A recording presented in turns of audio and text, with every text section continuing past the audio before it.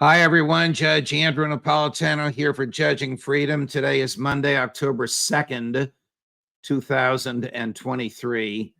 Ray McGovern will be here with us in just a minute to give us the inside story on Senator Dianne Feinstein, not someone with whom I agree on just about everything, except for her courageous battle to expose the government's torture and thereby embarrass the government into stopping it. But first, this. Hi, everyone. Judge Napolitano here, and the verdict is in. Everywhere I go, people are complaining how expensive things are and how their stomachs turn every time they get their IRA statement. Listen, many experts are predicting a recession. When, how, where, how bad, who knows? But why wait and see? Do what I did and learn how adding gold to your portfolio can help. Now, you all know that I am a paid spokesperson for Lear Capital, but I believe in Lear Capital. I trust them and I value their products. Lear Capital is the company that I trust for buying my gold. Lear Capital has over 25 years experience and thousands of five-star reviews and a 24-hour risk-free purchase guarantee. Call my friends at Lear today and start protecting your retirement with gold. Here's the number. You see it on the screen. 800-511-4620. 800-511-4620. Or use the internet as I do, LearJudgeNap.com, and get your free gold investment guide and learn how to take control of your financial future. Now listen to this. My friends at Lear are offering to Judging Freedom customers only a $15,000 bonus in gold. Call today and see if you qualify for it. 800-511-4620 or LearJudgeNap.com. Good morning, Ray. Welcome here, my dear friend. Give us the background on this to start with. How did it come about that in the Barack Obama presidency, the Senate of the United States of America, its Intelligence Committee, decided to unleash their investigators to find out the nature and extent of torture perpetrated by the CIA in the Bush-Cheney years? Well, Judge, it goes back to when it was discovered that those enhanced interrogation techniques that George W. Bush said were so effective were being actually applied, including waterboarding at the CIA black sites, notably one in Thailand, where on the premises was Gina Haspel, later to be appointed director of the CIA. In any case, those techniques were being applied and they were being videotaped. And as soon as word got out that there were videotapes, those videotapes were destroyed. And so the Senate Intelligence Committee was up in arms and saying, now, what are we going to do about this? And the Republicans persuaded the Democrats, well, let's have an investigation. Now, Judge, you know how investigations usually end up in the Senate Intelligence Committee. Well, this time, wonder of wonders, it worked. What happened was they went at it. Dianne Feinstein, with whom I don't agree on much, but on this one, she performed. Nevertheless, she persisted, you might say, all right? She took aim at this, gathered some really, really good investigators. One of whose name was Dan Jones, okay? And they went at it. Now, in the midst of this... Right, let me just stop you for a minute. She was the chair of the Senate Intelligence Committee. I think the co-chair or the vice chair was Richard Byrd or Burke, I forget the last name, from North Carolina. Yeah. The Democrats controlled the Senate. They had a very small majority over the Republicans, and she decided that she would employ investigators to find out exactly what Bush and Cheney had ordered and who was victimized by this. Correct, yeah. And to everyone's surprise, including mine, she went at it with this Dan Jones and a really dedicated core of about 3 other investigators. And during the process, their computers in a very, very secure place in the Senate SCIF, the Secret Compartmented Intelligence Center, it was hacked by John Brennan. and, and Diane Well, Feinstein. you say hacked by John Brennan. The Yeah. CIA hacked the computers of the Senate Intelligence Committee. Those computers were located in the most secure location that Congress has somewhere on Capitol Hill. Do I have that correct? That's correct. Yeah. What was the So- purpose, as you understand it, of the hacking? To find out what the committee knew, or to frustrate the committee's ability to publicize whatever it knew? Well, I know what the purpose was. In the process of this investigation, it became known to Dan Jones and the other investigators that Leon Panetta, the head of the CIA at the time, had ordered an investigation of his own. No holes barred. Tell me what really happened. So there were indications that these investigators had a copy of that. And Brennan and his hackers decided, well, they get into this computer, see if that was true. My God, if they had the Panetta paper, that was all over, because those Right. So were Leon Panetta is the director of the CIA. Barack Right. Obama is the president. What is Jack Brennan at this point? Some high-ranking career official in the CIA? John Brennan was the director. Okay, he's director of the CIA. Oh, I And he was- misunderstood you. I thought you said Panetta was at this point. Oh, well, Panetta ordered the investigation earlier. Okay, when he was, and John Brennan was the guy who was responsible for covering all this up. So what John Brennan did was send his hackers into the Senate computers, and Feinstein learned about that. And so she made a speech on the floor, which just wouldn't quit, saying, I can't tolerate this sort of thing. Still, what happened? When her investigators came up with drafts, Obama insisted that McCullough, his chief of staff, attend every single session that was convened to sanitize it out of existence, this report. And yet she hung tough. Finally, you could see in the movie that was made about this called The Report, where, who is it? Annette Bening plays Diane Feinstein. Just as an aside here, 3 days ago, after Diane Feinstein died, Annette Bening said, this was a woman of such grit that I was blessed to play her part in this movie. It's called The Report. Anyhow, let me dig a little deeper. Sure. Why do you think that the Obama administration wanted to shield the Bush-Cheney administration from the revelations of torture? Had Obama continued the torture, or did it stop at some point under Bush-Cheney? That's a really good question, Judge. And the answer is that Obama, just like every other U.S. president, was afraid of the CIA. He had a incestuous not in the literal sense, but he had an incestuous relationship with John Brennan. I do not know what Brennan had on him, but he bent over backwards. Look, having your chief of staff attend all these declassifications every week, they were, and they tried their damnedest to get the thing so it was innocuous, and they failed. In the final analysis, here's Diane Feinstein. The Senate is going to turn. It's going to go to this Richard Burr, a guy from North Carolina who is to the right. Okay, so she said, "My God, here it is, December. I'm not going to fool around anymore. I'm gonna get this thing, at least the executive summary, which came to about 500 pages. I'm going to get this released, okay?" And they said, "No, you can't do that." And then, to her credit, she enlisted the help of Udall from Colorado, who had just lost his bid for Congress again.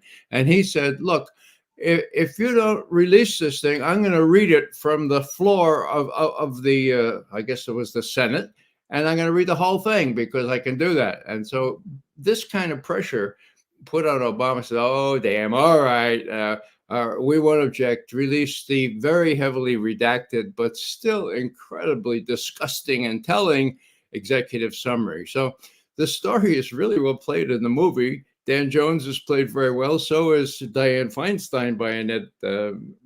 All right. So what became of the 6,500 page report? Did Senator Feinstein release the full report, or did she release just the executive summary? All she could do was release the executive summary in full knowledge that that was quite enough.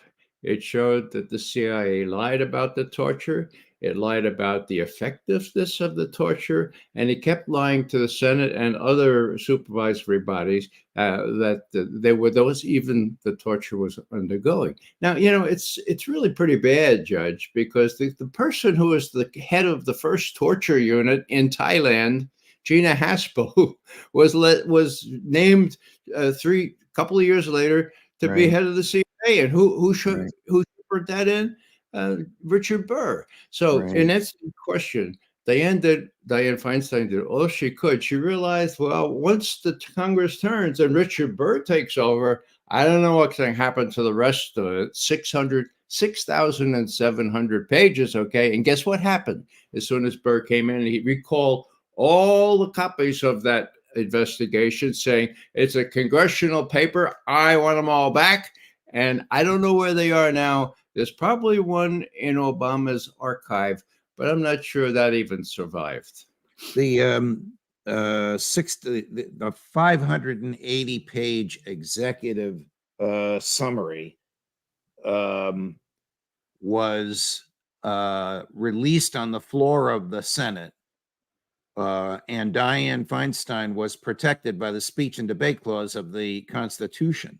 So the speech and debate clause protects members of Congress, senators and members of the House of Representatives, from being prosecuted or sued or disciplined internally for what they say on the floor of the House or the Senate, or at a House or Senate committee meeting, or in furtherance of those meetings, and they can't be prosecuted for it. So there were obviously state secrets in there, and there was obviously classified material in there.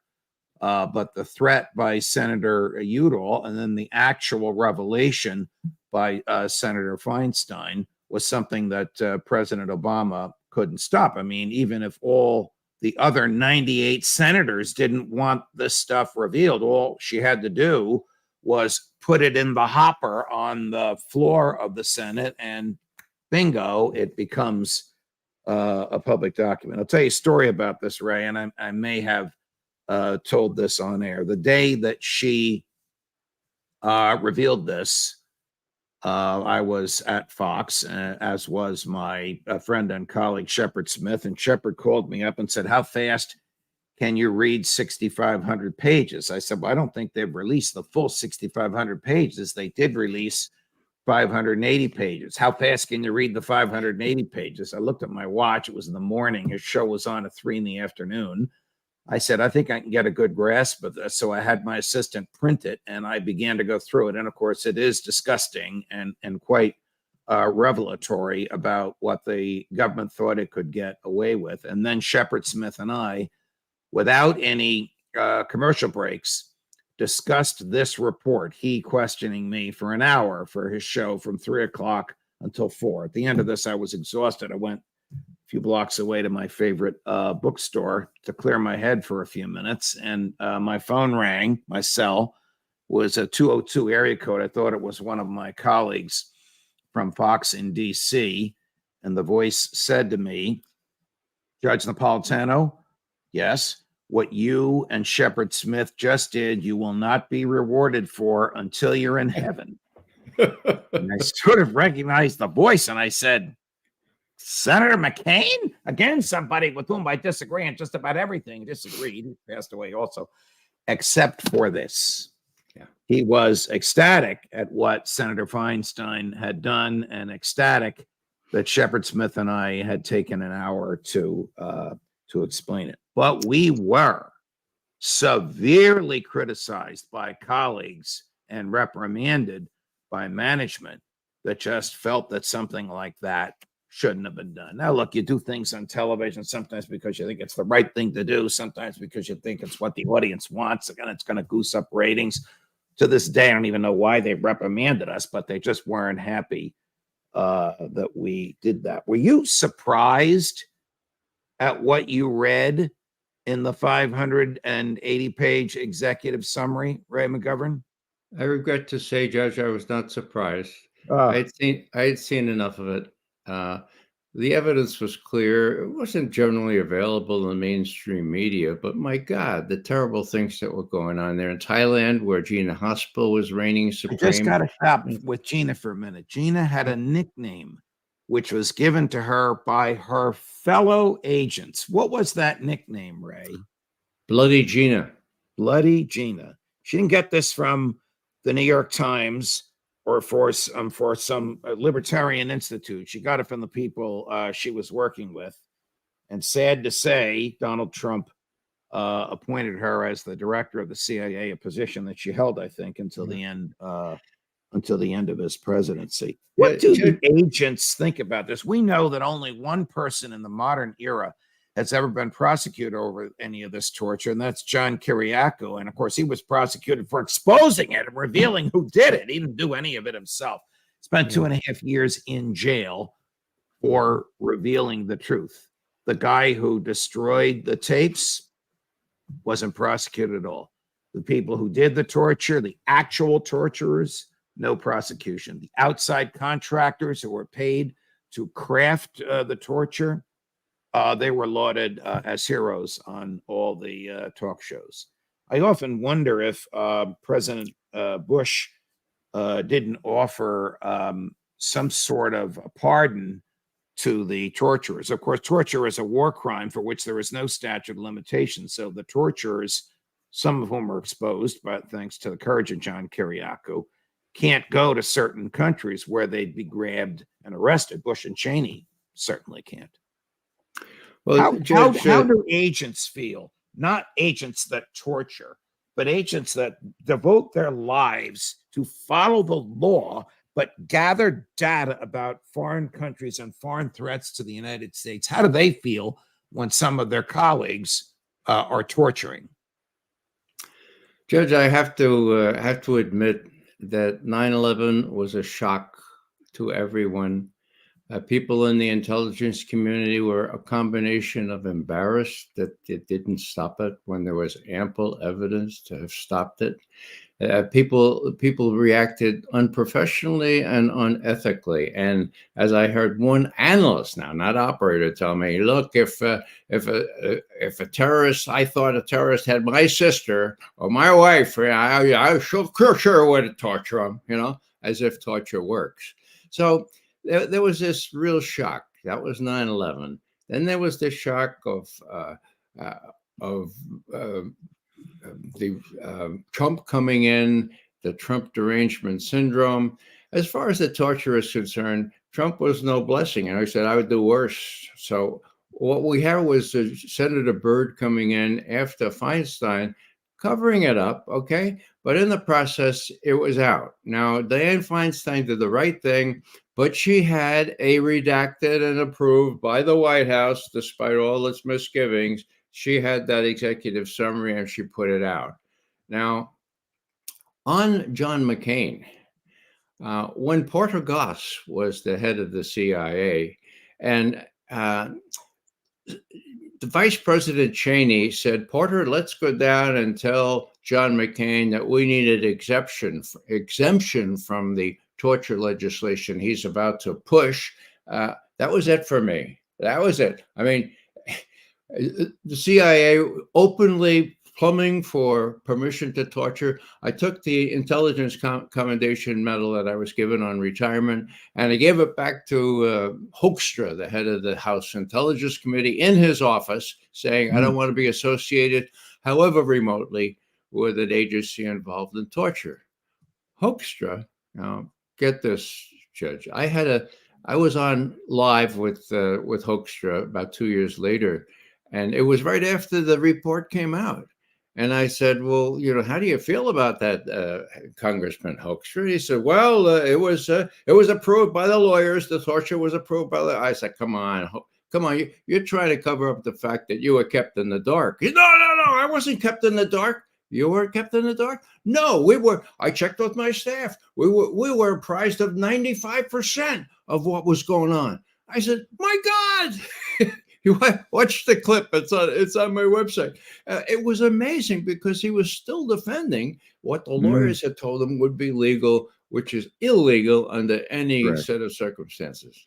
Correct. And of course, the legislation has no exemption to it. They lobbied McCain and probably was prepared, having been victimized for many, many years in North Vietnam by medieval torture techniques. Judge, I can't imagine there was an exemption that he would have gone along with, but whatever. I mean, there's no sense debating what was in John McCain's brain at the time. That your point is that Hoekstra either was lying, was duped, or was complicit in this if he was the head of the House Intelligence Committee and he knew of the torture. And he rose to the occasion right on air. I knew 95. I checked with my staff. They said, we knew 95%. And so I said, oh, you're supposed to be supervising this stuff. And we sort of ended there. It was China CCTV. It's in my thing. But, when you look at Gina Haspel, who was later appointed the director, I was up in the balcony that day, and I was watching my old friends file in, including John Brennan and other folks that I'd worked with, some of them pretty reputable people, and they were all there to support this torturer. And the senators wouldn't dare ask her, did she know about the waterboarding when she was in Thailand? So I got up and I said, you really ought to ask that. And I was summarily removed and beat up when they dragged you out. Back. That is a very famous clip, and they were brutal with you in dragging you out because they feared the truth coming out of your mouth. Ray McGovern, always a pleasure, no matter what we're talking about, no matter how distasteful it may be. Roger Ailes always used to say, people are not one-dimensional. You may find someone that you really disagree with everything that comes out of their mouth. There still may be something they say that will resonate with you. And I felt and feel that way about Senator Feinstein. I can't imagine that my voting record, were I in the Senate with her, would have resembled hers at all, except on this issue, which is a profound issue. Because a government that thinks it can get away with torture thinks it can get away with anything. Ray McGovern, we'll see you later on this week at the Intelligence Roundtable with Larry Johnson, probably on Friday afternoon. Thanks very much. Judge. Thank you. There you have it, my friends. Our tribute to Senator Feinstein. Larry Johnson at 11 this morning, and Colonel McGregor, 3:30 this afternoon, both times Eastern. Judge Napolitano for Judging Freedom.